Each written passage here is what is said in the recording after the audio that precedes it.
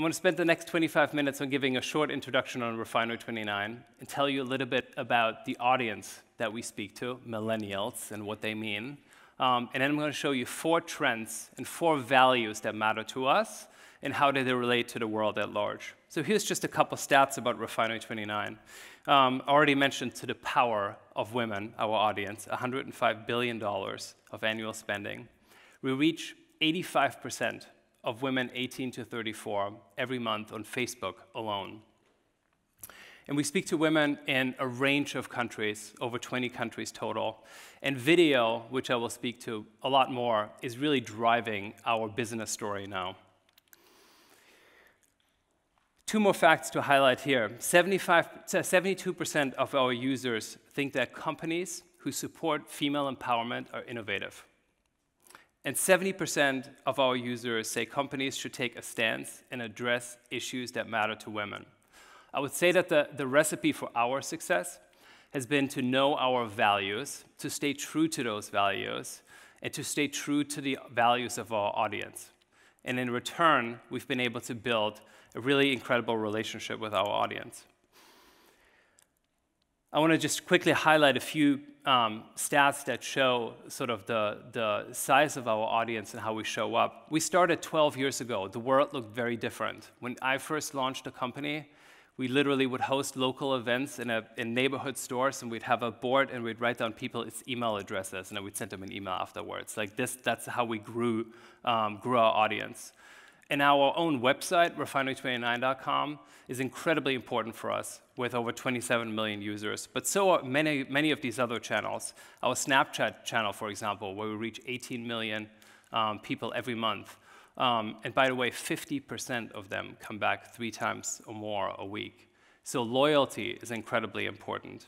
And then, of course, you see Facebook numbers in here that are huge and that seem to dwarf everything else, but it has to be seen with sort of through the lens of the incredible scale that Facebook drives to video these days. So that's just a sense of how big the audience is overall. And I also want to share with you and give you a sense of how much content we put out there every day. So we have about 600 employees in total in offices in New York and LA and London and Berlin. And visual output, illustrations, design, and especially video is really driving our business. So just this year, we produced 125,000 original photos. We hosted 26 live events and produced almost 2,000 videos, everything from short-form, Snapchat-like content to movie releases. And when I look at media right now, I think it's actually the greatest time ever to build an entirely new generation of media companies around the world, because there's never been an opportunity to build global audiences as quickly as there has at this point. And also because brands and platforms are looking to partners that can actually translate and show up globally and around the world, obviously understanding local nuances. So to us, we started as a digital publisher, and we made a business that has grown to last year's revenue, almost over $100 million in revenue, by producing at first different types of solutions for brands to speak authentically to their audience. And over the last 12 years, we've expanded the ways of places that we show up for our audience, from podcasts to videos to live events, which I'll talk to more because it's such a big trend and it's such an important part of relating to people authentically. And even merchandising, giving people the ability to buy merchandising from us is something that we're pushing strongly right now. And at the end of the day, the most important thing that any brand has is its brand. How strong is your brand? Will someone remember if you're not there tomorrow? And will they care?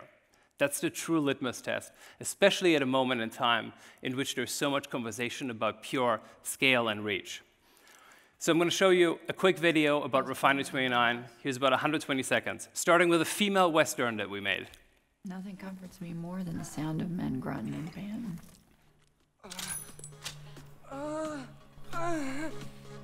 No! No!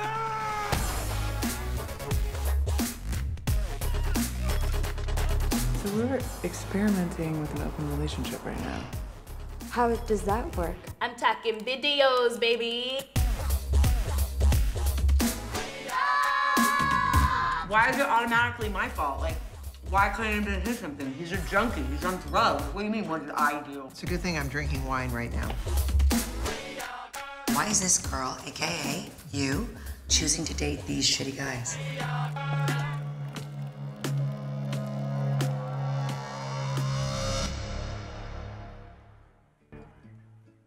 Here's an interesting experiment. If you Google image search the word woman, you see a variety of images that pop up. I see women who are hypersexualized. I see women who are infantilized. I also see a lot of like white women laughing into salad bowls. When I Google image search woman plus Refinery29, the images I see are an amazing array of women being active participants in their lives in a way that is interesting, compelling, and more importantly, actually reflects real life. When my daughter asks me what I do, I tell her that I talk to women every single day about how to be true to themselves. This generation is driven by purpose. She's a woman who's not afraid to go for what she wants. They have money and they want to spend it in the right ways, and they look to us to help to guide that path. If you want to talk to this generation of women, you come to Refinery29. Facebook, YouTube, Instagram, Snapchat, Twitter. It's where the user is consuming. Watchable, Zumo, Periscope, and I think that's it. I think that's it. There's probably more. That's fine. We look at data with empathy at the end of the day, and we use that perspective to make stories that resonate with women. When you partner with Refinery29, you become part of the voice of this generation. So now that I've shared a little bit about the story of Refinery, I want to turn our attention back to the audience. So a big part of our audience is Millennials, also the M word, because they're the most debated, controversial, sometimes hated generation that has ever existed. And there's a lot of uncertainty about what they actually are, what they're into, what they like. So here's just a sampling of a few TED Talks from the last couple of years. Millennials, who they are and why we hate them. Millennials, why are they the worst? Why the millennial generation isn't broken. By the way, this list goes on and on and on. I think what's interesting is A, there's a lot of negativity, and B, we seem to talk in general terms in about one large homogenous group of people. And even the world's largest research institutions can't seem to agree on what actually constitutes a millennial. So by some of these estimates, I am a millennial, by others, I am not. The point that I want to get across here quickly in establishing and speaking about the audience is that millennial actually isn't an age set. It's not just a generation. It's really a mindset. And that's the single most important thing. So we speak to Generation Z, that might be for a whole another talk. We speak to people that are beyond millennials. We speak to some men. And that point is incredibly important, that it's actually a mindset. And that mindset is made out of 4 fundamental things. One, it's a sense of being globally connected. It's a sense of individuality, a sense of purpose, and finally, this generation is digitally native. So here it is again. In my opinion, this is a comprehensive definition of what constitutes millennial mindset and the attributes that really are important in speaking to a group of people that share this mindset successfully. So the thing that's critically important here today in this talk and what I wanted to get across is that in order to successfully connect, you have to stay true to who you are and to your own values, as well as to the values of your audience. 60% of millennials say that they want a brand to embody their own values. And that means that is incredibly important, because there's probably never been a greater point to connect with people through a sense of purpose. But you can only do that successfully if you really know who you are yourself. And I think a lot of us as brands, as publishers, don't spend quite enough time really being clear about who am I when I speak to my audience. So our mission as a company is to let women feel, see, and claim their power. That's the universal thing that motivates the people that come to our office in the morning, and it's the people it's the mission that we drive home in our content and our video every single day. And there's 4 universal values that we show up with every day: inclusivity, imagination, individuality, and impact. And if we're producing editorial content, or if we're working for a brand, this is our North Star. These are our guiding principles. So I want to take you through all 4 of them and show you some examples from around the world and some examples that Refinery has recently done that I think exemplify the story. So first, inclusivity. So inclusivity in the US is a slightly different concept than it is in Germany because it's broader. It speaks to sex and gender, it speaks to religion, it speaks to culture. And being able to showcase your audience and letting your audience find themselves in the content. And the important thing about inclusivity is to not make assumptions about your audience. So don't just assume that all women want to get married. Don't just assume that all women want to have children. Or don't just assume that all women in media are blonde and are constantly laughing into salad bowls and smiling and blue eyes, or Victoria's Secret models. This is the most diverse generation, and not just in US history, but really globally. They're more globally connected than any generation before. And being able to showcase the range of people that actually exists in the world and the diverse group of people that actually consume your content is incredibly important, because it's only when they see themselves in the content that you can truly make a difference. Here's just an example that takes on gender stereotypes and conventions. So this is a campaign that Louis Vuitton did with Will Smith's son, Jaden, styling him in a skirt. Why can't he wear a skirt? Why can I wear a skirt?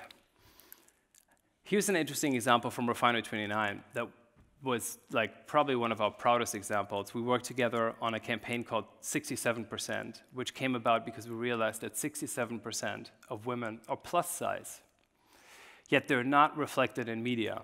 Again, you see a whitewashed world of blonde models, blue-eyed models that are not reflected in reality. And so we said, let's team up with Getty Images, and let's create a collection of the 67% of women who are plus size and show them pursuing their passions in life, in sports, in their daily routines, everywhere.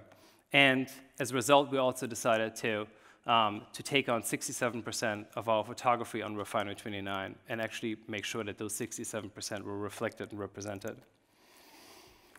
And we actually took it further. We worked with Getty Images too on another collection, showcasing not just the 67% of women who are plus size, but also just showcasing all the types of women that our content reaches every day, and make sure that they're adequately represented across cultures, across religion, across sex and gender. And here is Shortcuts, which is a Facebook channel that we launched, which is one of our fastest growing channels, and is exclusively devoted to beauty content. And beauty especially is another category that has been whitewashed. And here we decided to make sure that we adequately represent our audience across a whole bunch of dimensions. So next, imagination.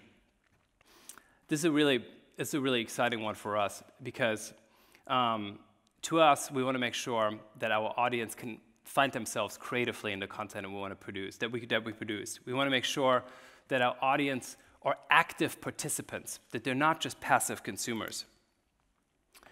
And one of the most interesting trends that I see happening around us right now is the moment of creating live experiences, live entertainment, live content. Of all the things that are happening out there right now, it's probably one of the most interesting ones, because you're speaking to a large group of people, ourselves included, present company, who spend a lot of time on their phones. And what we really want is sensory experiences. We want to be out in the world and connect at events in real time. 78% say they prioritize experiences over material things. Taking a trip is now more important, more compelling. It's the thing you want to do instead of buying a handbag or a purse. And this trend is something that we see just gaining more and more and more momentum. From the world's largest festivals like Coachella to Melt Festival in Germany. One interesting fact, at live experiences, over 30% of time now is actually spent on your phone. So that's a pretty astounding fact, so that if you go to a concert, 30% of your time is actually spending time on your phone. And why is that? A, that could be a slightly depressing fact that you spend 30% on your phone at a live event, but it's also because we're all content creators. We're creating content and we're fueling our digital identities. And in order to do that, you need to be out in environments and experiences that are actually interesting and compelling. 98% saying that attending a branded event will make them more likely to purchase. So this is actually also working in the world of marketing and advertising. And the pop-up shop industry is worth $50 billion now. So the pop-up shop industry, literally hosting small events or popping up stores, has become a huge industry. Amazon alone is creating physical bookstores. So the world's largest e-commerce retailer is creating physical destinations. At Refinery, we have our own version of this called 29 Rooms. So I'll give you a quick backstory. So we've hosted events through our entire existence. But 3 years ago, we had our 10-year anniversary, and we decided that we're going to create an event for our 10-year anniversary during New York Fashion Week. And New York Fashion Week is traditionally a pretty elitist, closed-door event, and it's really not accessible to the public. So we took over our warehouse in Brooklyn, and we created an interactive exhibit of style, culture, and technology, made up of 29 rooms, each created by a different artist.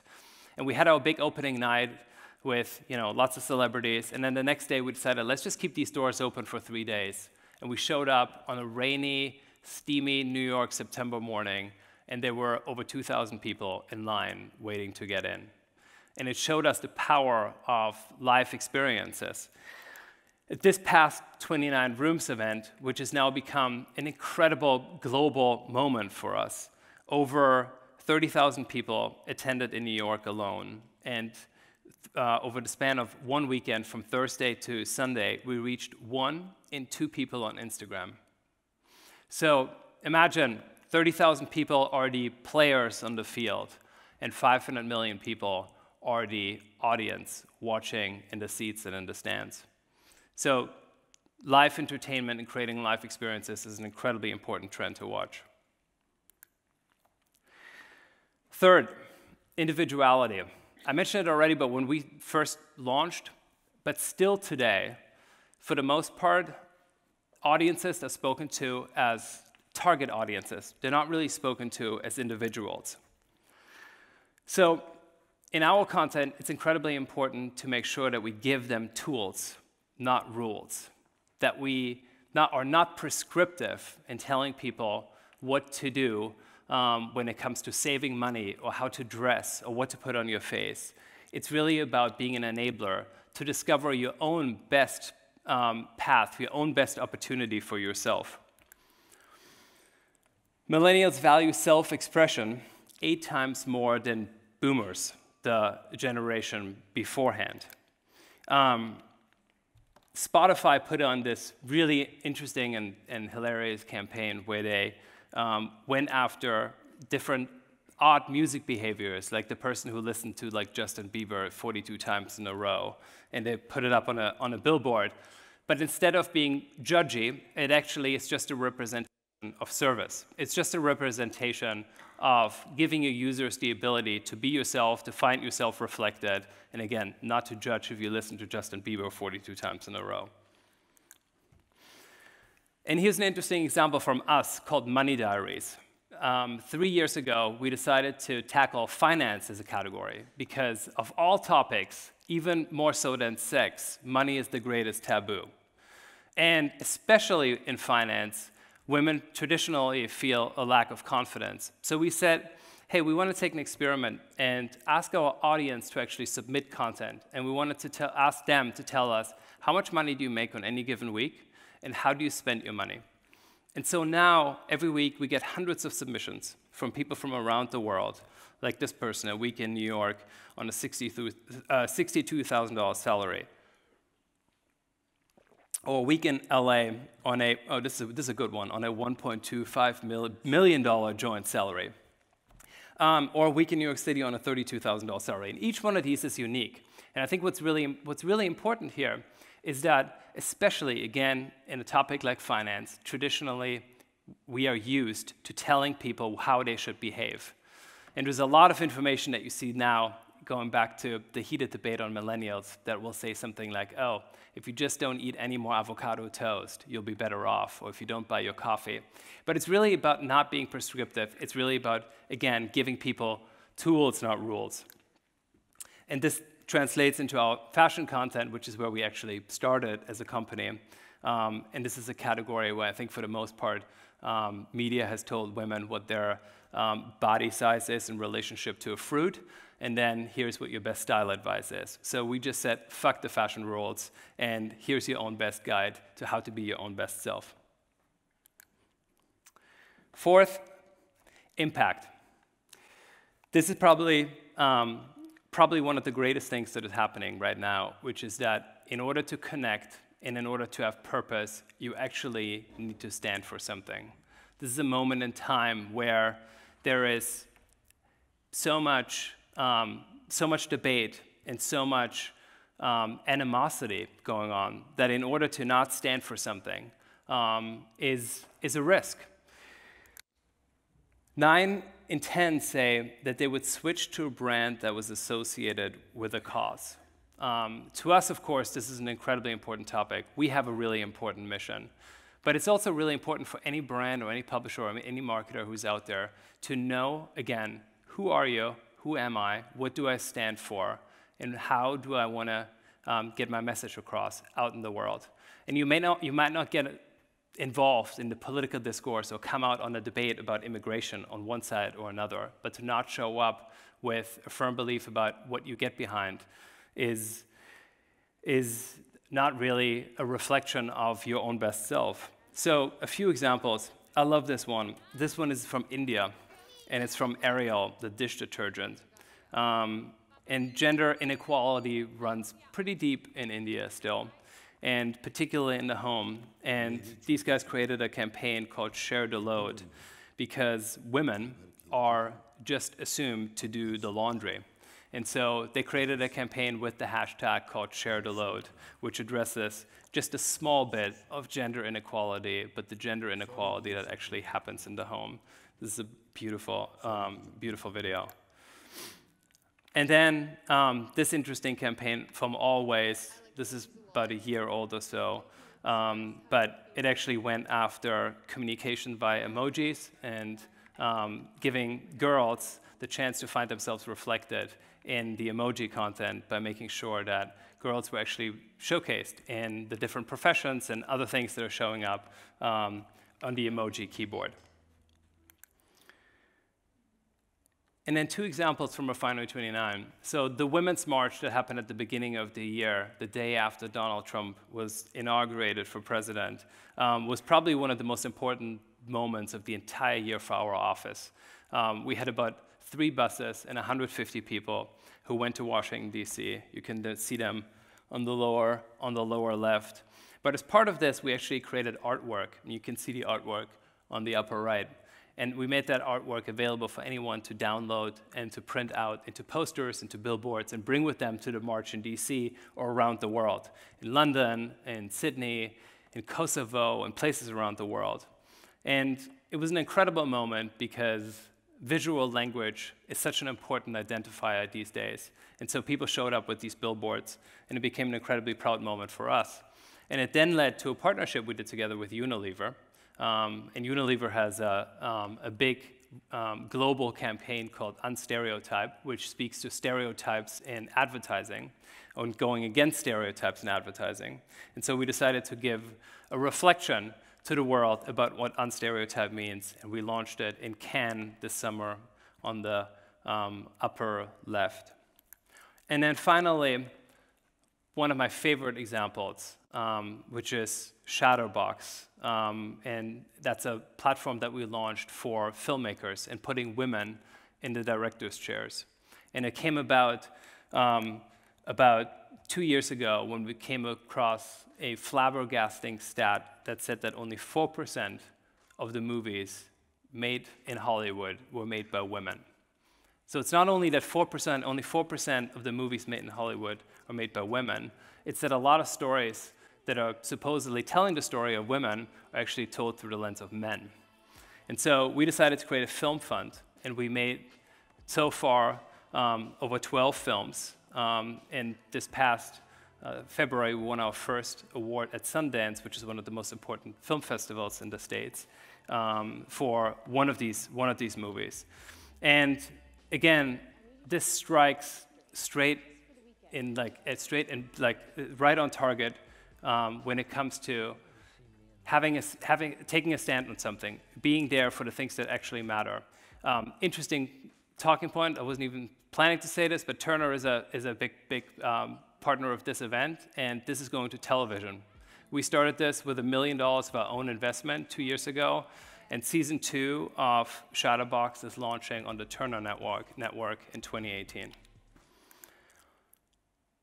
So to wrap things up, what are the takeaways from today? The first thing is Millennials is not actually an age group or a generation. It's a mindset. And that mindset is made up of 4 attributes: global connectedness, individuality, a sense of purpose, and being digitally connected.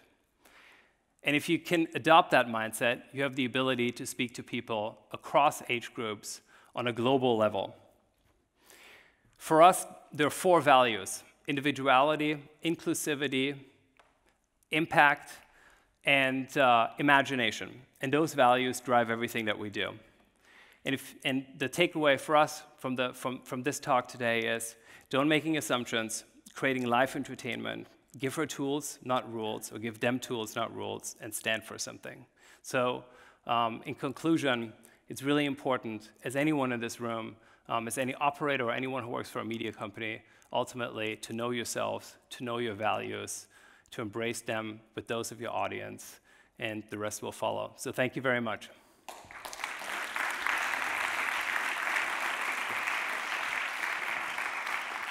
Ja, vielen Dank, Philipp. Was mir die ganze Zeit noch so im Kopf rumgeschwirrt ist, dass ja Refinery29 ist ungefähr so der unnaheliegendste Titel, den ich für ein Online-Frauenmagazin erfunden hätte. Wie kam das dazu? Also wir haben 2005 die Firma gegründet und der Ursprung war, eine Destination zu gründen für unabhängige, coole Designer in New York. Und diese Destination hieß Refinery. Und es gab auf das war so die Mall of your dreams. Also du kannst in eine Mall reingehen, aber anstatt von großen Läden findest du die besten, kleinsten Designer. Und auf jeder Etage gab es 29 davon. Also es ging über Refinement, Curation of Information. Und so kam der Name zustande. Ah, okay, also quasi eine Einkaufsmall im Netz, und die Designer sind dann aber verteilt überall in New York, und ich kann die dann aber finden, und das war die Ursprungsidee. Perfekt ausgedrückt. Okay, okay, aber alleine schon auf die Idee zu kommen, wenn 2 Typen zusammensitzen und sich unterhalten, Mensch, die Frauen brauchen da unbedingt eine Möglichkeit, um unabhängige Designer in New York zu finden. Was hat euch da geritten? Ja, das Interessante daran ist, dass es eigentlich gar nicht auf Männer oder Frauen abgezogen war. Also das war genauso für Männer als wie Frauen, aber Frauen waren diejenigen, die sich für den Content interessiert haben. Und Frauen sind ganz natürlich, ganz organisch zu our Audience geworden.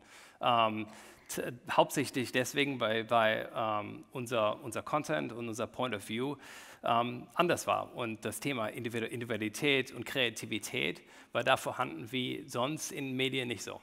Trotzdem gibt es ja auch bestimmt ganz viel Konkurrenz. Also alleine, wenn ich auf die ganzen Frauenzeitschriften gucke, die es gibt, die auch alle online gehen, online präsent sind. Was würdest du da so zu den härtesten Konkurrenten von Refinery29 zählen? Also erstmal muss ich sagen, dass selbst innerhalb der letzten 2 Jahren sich auch in Deutschland wahnsinnig viel verändert hat, medienmäßig, für Frauen insbesondere. Und das ist super, dass das erstmal stattfindet. Also der ganze Dialog ist wesentlich anders, als er noch vor 2 oder 3 Jahren war. Als Konkurrenz ist sowohl Print als auch TV, Konkurrenz ist auch im Live-Entertainment-Bereich. Aber für uns ist es wichtig, also auf uns selbst bezogen zu sein und unsere Mission so groß wachsen lassen wie möglich. Und besonders Bereiche wie Video, ich habe nur einige Beispiele hier vom Video gezeigt, sind wahnsinnig wichtig für uns. Also ja, natürlich gibt es die digitale Seite von Refinery29, aber wir sind natürlich auch im TV-Bereich, Live-Entertainment und so weiter. Und ich glaube, es sind über 175 Millionen User, die Artikel tatsächlich über Social Media mitbekommen und lesen. Ja. Was würdest du sagen, was sind denn die interessantesten Social Media Channels, wenn ich junge Frauen zwischen 18 und 34 erreichen möchte? Also wahrscheinlich einer der interessantesten ist Instagram Stories, weil Instagram Stories auch direkt verknüpft ist und verknüppelt ist mit Live-Events. Da sehen wir im Moment enorme Trends, die auch weggehen von der so optimalen Darstellung von deinem Leben und so weiter. Und Instagram Stories ist definitiv einer. Und Snapchat ist in Amerika wesentlich groß, hier in Deutschland vielleicht noch nicht so ganz, aber auch definitiv. Und dann gibt es auch einige Plattformen, die vielleicht nicht so ganz relevant sind, wie Twitter zum Beispiel. Das ist weniger visuell stimulierend, also Facebook, Snapchat, aber besonders Instagram Stories. Was macht ihr denn auf Instagram Stories? Also Instagram Stories machen wir wahnsinnig viel. Also zum Beispiel bei 29 Rooms, dem Beispiel, das ich gezeigt habe von unseren Live-Events, machen wir Live-Coverage. Okay. Und um natürlich auch als Online-Magazin für Frauen bekannter zu werden, könnte ich mir vorstellen, dass sich natürlich auch die Zusammenarbeit mit diversen Influencern lohnt. Wie geht ihr daran? Mit wem kooperiert ihr? Also wir haben einen ganzen Tag, also erstmal, wir haben ein Department bei Refinery29, das nennt sich Here and Now, und da geht es um Influencer. Und Influencer sind wahnsinnig wichtig für alles, was wir tun. Aber ich muss sagen, dass sich der Trend entwickelt hat, weg von Quantität und mehr zur Qualität, also mit weniger Leuten zusammenzuarbeiten. Und für uns ist auch wahnsinnig wichtig, unserem eigenen internen Talent die Möglichkeit zu geben, Influencers zu werden. Also es gibt viele Beispiele von Leuten, die als Praktikant angefangen haben und Influencer geworden sind. Also du meinst tatsächlich eure Redakteure? Absolut, ja. Und das für uns ist ein wahnsinnig wichtiger Teil des Geschäfts, also die Plattform so aufzubauen, dass Leute, die da ganz klein angefangen haben, selbst zum Influencer werden können. Jetzt ging es ja auch ganz viel so um die ganze emotionale Seite, ja, wie man Millennials anspricht in deinem Vortrag. Ja, mal so die unangenehme Frage, wie verdient ihr eigentlich Geld? Also unser Geschäftsmodell ist eigentlich ziemlich einfach. Es sind zwei Hauptteile. Einmal natürlich Advertising, Werbung. Und da ist Branded Content ein großer Teil, von dem wir, also ein großer Teil von Advertising. Und dann auf der anderen Seite IP. Und bei IP geht es eigentlich darum, Content zu machen und Content zu verkaufen. Also das geht dann, die Käufer sind zum Beispiel Turner oder Facebook. Und diese zwei Geschäftsstreame sind der Hauptteil unseres Geschäfts heute. Und dann letztlich ist auch ein wichtiger Punkt ist auch, also Users, die uns direkt bezahlen. Also zum Beispiel bei 29 Rooms dieses Jahr haben Leute Tickets gekauft zum ersten Mal. Okay. Dann würde ich jetzt noch die Fragerunde etwas aufmachen. Vielleicht gibt es ja noch Fragen aus dem Publikum. Ich habe gesehen, bei Slido ging es halt richtig ab. Aber ich dachte, vielleicht hat ja der eine oder andere noch Lust, eine Frage so auf dem ganz analogen Weg zu stellen. Wenn nicht, dann hat Philipp einen so guten Job gemacht, dass keine Fragen mehr da sind, hätte ich gesagt. Dann bedanken wir uns bei dir. Vielen Dank. Philippe von Borries. Danke.